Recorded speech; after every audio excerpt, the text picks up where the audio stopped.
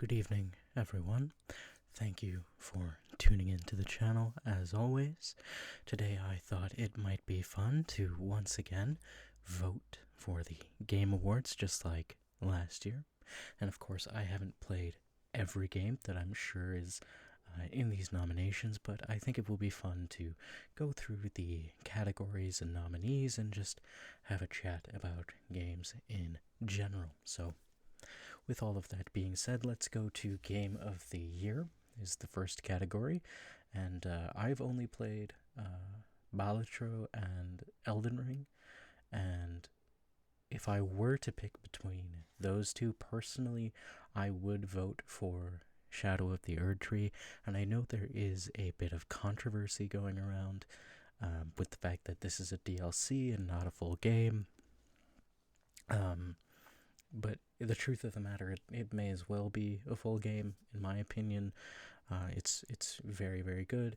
I understand why someone might not agree with that, but since it's here and since it is entirely my own opinion, I will vote for Shadow of the Erdtree. Now, the next category is Best Game Direction. That I will give to Balatro. I don't think the award should go to the same game that wins the previous award. That's sort of always been the way I see things, but it is kind of a very similar award, Game of the Year and Best Game Direction, and it's the same 5 games, so I will give this one to my second place pick for Game of the Year. The next category is Best Narrative. Now, I will say I have not personally played any of the games here, any of these 5, but I have watched some playthroughs of Final Fantasy VII and Silent Hill 2. And between the two of those, personally, I thought Silent Hill 2 was better than Final Fantasy VII. I think that is also probably a controversial thing to say. But of course, you are allowed to disagree with me. And if you feel inclined to disagree with me, I will leave the link to the voting in the description so that you can go vote as well. Because, of course, if you enjoy gaming as much as I do, it's important to participate. So I will be voting for Silent Hill 2 for Best Narrative. Best Art Direction. Okay, this one is kind of difficult. Of course, the one I've played is Shadow of the Erdtree, but I wouldn't say that's worthy of Best Art Direction. I watched a little bit of Astrobot. I didn't watch a full playthrough or anything. I watched a little bit of Black Myth Wukong. I was very excited for Black Myth Wukong, but I didn't end up buying it, so I haven't played it, haven't watched much about it. And then these two, I don't know next to it all. This looks really good here. Neva or Neva, I'm not sure how you pronounce it, but that looks very interesting. And you know what? I'm going to vote for it because I think the cover art there is my favorite of the 5. So, Best Score and Music. I think I will give that to Final Fantasy VII. Of course, again, this is only from the perspective of having watched somebody else play it. But at the same time, I did enjoy that aspect of the game very much. So, Best Music, Best Audio Design. I think, again, I'll give that to Final Fantasy VII. Best Performance. Okay.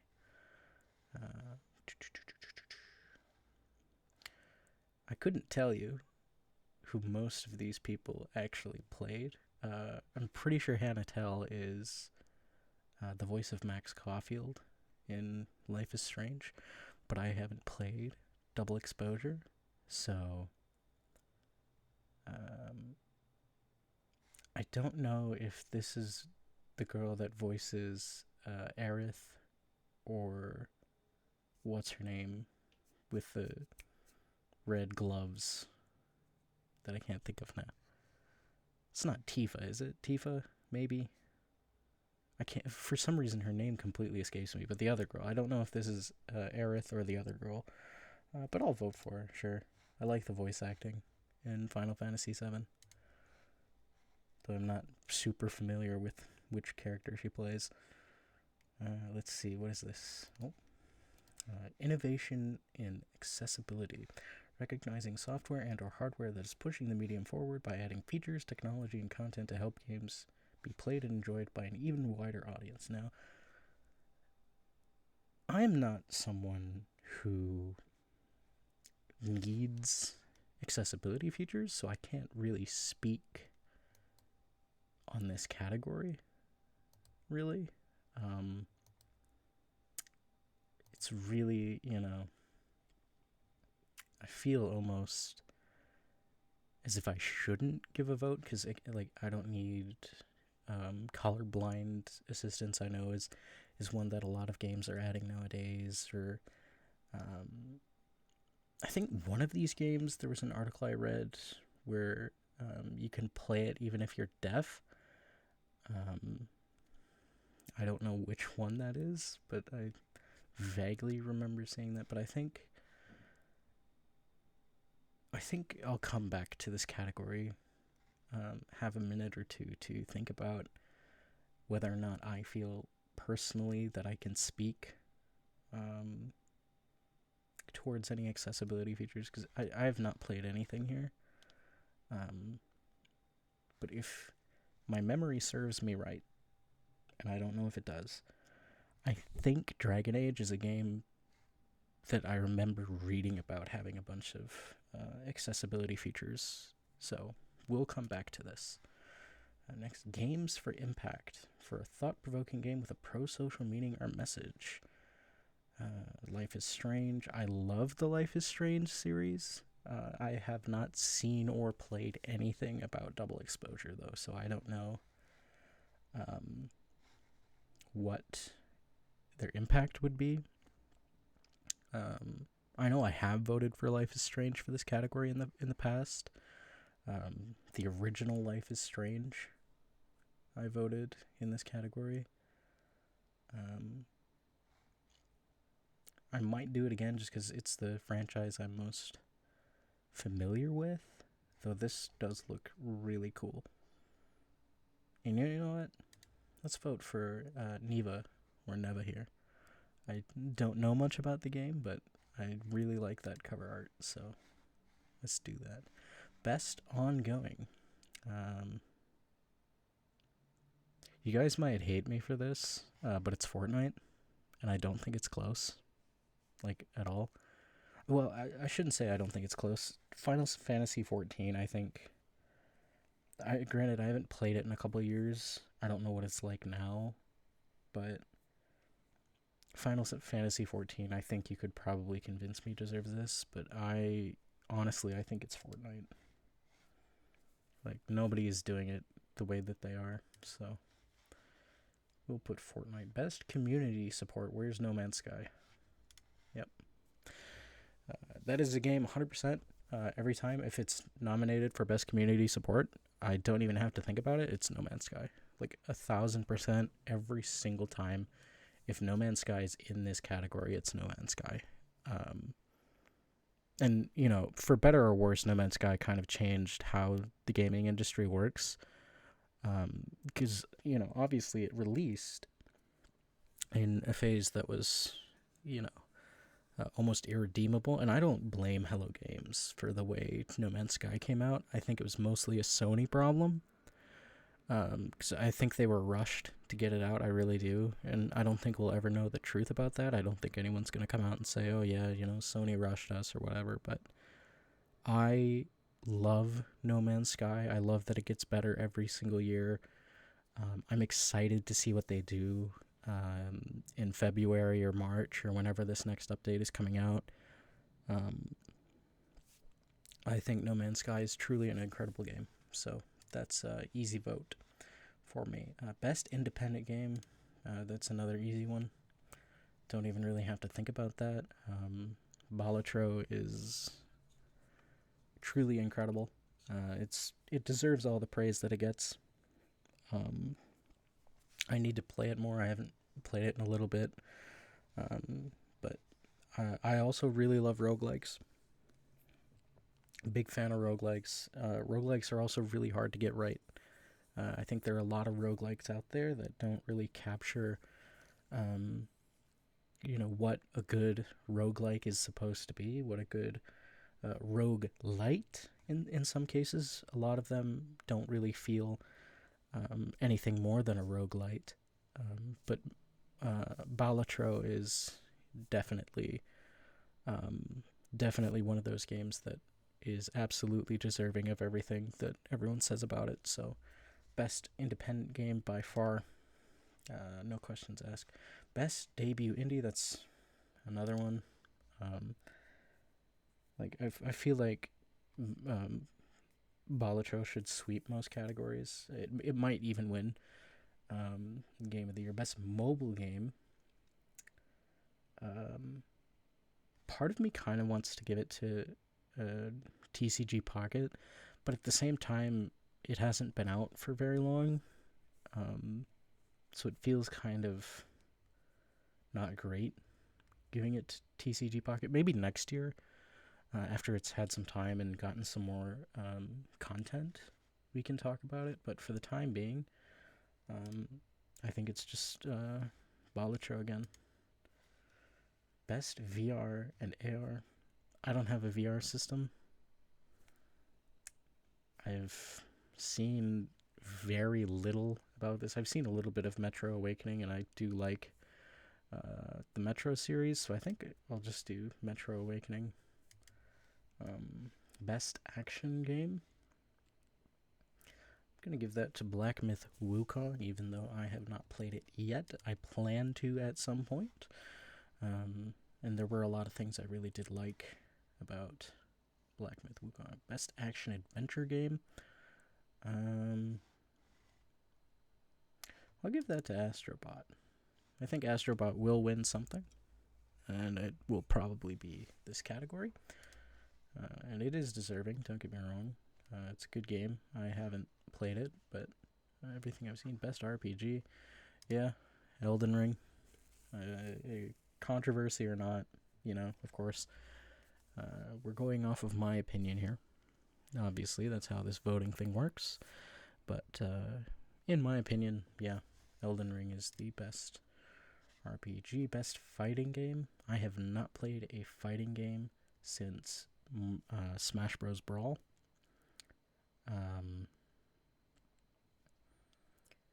So I don't really know if I have a stake in this race. I have a lot of friends who play Tekken 8, and they tell me it's very good. I used to play some of the Marvel vs. Capcom games a long time ago, and they were good then. I played the Multiverses beta and thought it was alright. But I'm going to substitute myself for my friends here. And I'm going to pick Tekken 8 just because they seem to like it so much. So this is more for them than it is for me. Best family game. Super Mario Party or Astrobot. Honestly, it's probably Mario Party, right? Yeah, it's probably Mario Party, I'd say. Best sim and strategy game. Have I played any of these? I have not. I don't think I have any exposure to anything here, actually. I played a little bit of the original Frostpunk. I played a little bit of the original Age of Mythology. These other three I have barely even heard of. I'm going to pick Age of Mythology, just because it's the series I recognize most. Best sports and racing game. Where's anything here that's not made by EA Sports? So, not F1, not fake FIFA, because they don't own the FIFA rights anymore. Not NBA 2K25, for sure not NBA 2K25. NBA 2K25 might be the worst sports game on this list, like easily. So it sucks that sports games have become what they are. And if I have to pick one, which technically I don't have to, right? Like, I don't have to vote in every category, but I feel like it's way more fun. If I do, I think I'm just gonna go WWE because I know it's not those first three. So yeah, best multiplayer. This I think I will give to Helldivers 2 because even though it started really strong and then the devs really got in the way of what it could have been. Those initial 2 months of Helldivers 2 were really good, were really incredible. So, do I give it to Helldivers 2? I don't know. I think I actually give it to Mario Party, or maybe Tekken 8. I'm gonna say Mario Party, honestly. I can't in good conscience bring myself to talk myself into Helldivers 2. Best adaptation. I mean, is it even a question? The Sonic movies are good. The Fallout show is good. I haven't seen these two. I hear Tomb Raider is pretty good. But is this really a question? Is it really a question? I don't think it is. I think out of all the categories, of all the nominations, I think this is the category that gets swept the hardest. I don't know if they'll ever release voting data for the Game Awards. I can't recall that ever being a thing that they've done. But if they did, I could guarantee, I'd be willing to say with full confidence, Arcane's going to win this vote by 95% or more. Easily. Most anticipated game. This is another one that seems pretty obvious. It's Grand Theft Auto 6, and I don't think it's close either. I am one of those. I'm very excited for Grand Theft Auto 6. I hope it's just as good as 5 or 4. 4 was also very good, but we'll have to wait and see. 24, Content Creator of the Year. For me, it's Queso. Queso's done a great job. Queso's very funny, very entertaining. I say it's Queso. Best esports game, it's Dota 2. It's not close either. At all, really. We can talk about it, right? Counter-Strike, League, Mobile Legends, Valorant, sure, whatever. Valorant actually is never going to win this vote. There's just no way. I don't mind League, right? Primarily, obviously, I'm a Dota player. I prefer Dota. If I'm going to play a MOBA, which I haven't been playing much recently, I'm kind of aging out, I think, of the MOBA genre, and I say that as a prime 23-year-old man.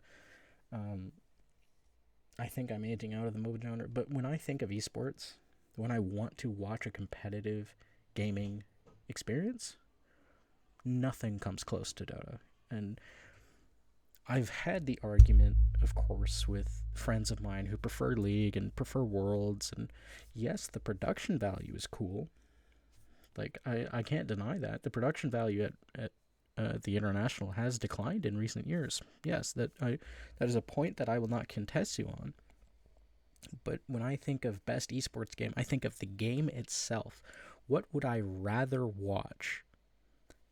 And that's Dota 2, and it's not close. And it will never be Valorant. Of the games here, I think Valorant is easily the worst. Granted, I've never seen Mobile Legends, so that could easily be worse than Valorant, but Valorant is not an entertaining esport. It's one of these three, and some of that could be, their legacy status between CSGO and League and Dota, but it's one of these three. You can choose, right? Obviously, this is all very opinionated, and you can choose. But if it's not one of these three, I don't know what you're talking about personally. Like, I understand if you like League more than Dota. I get that. I disagree personally. Dota 2 as a watching, like as a playing experience, obviously I get why it has fewer players than League. League is way easier than Dota. There's a much more shallow learning curve in League of Legends. Um, some may even say you have more agency in League of Legends because it's much easier to become somebody who can just win the game by themselves, because you can't really do that in Dota anymore.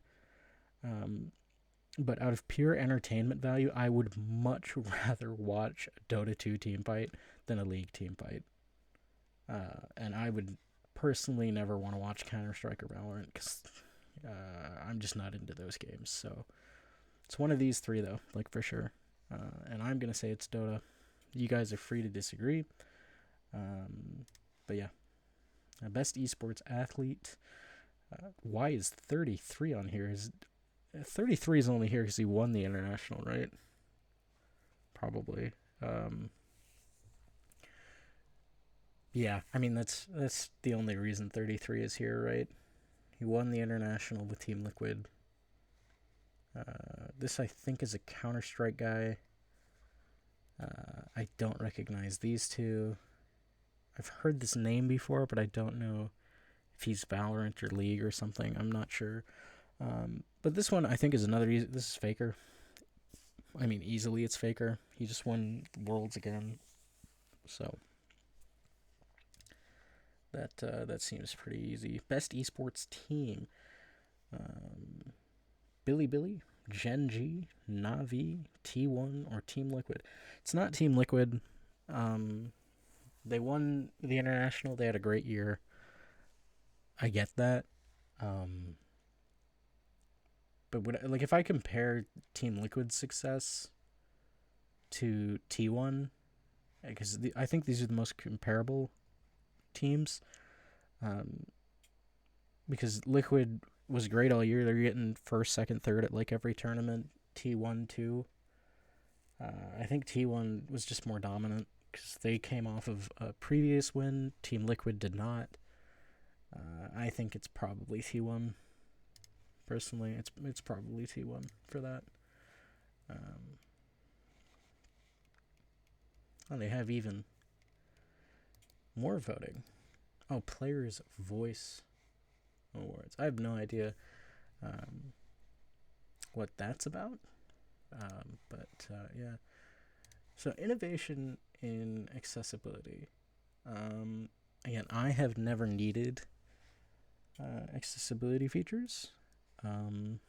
Maybe one day I'll be gaming when I'm older and I'll need some of those. But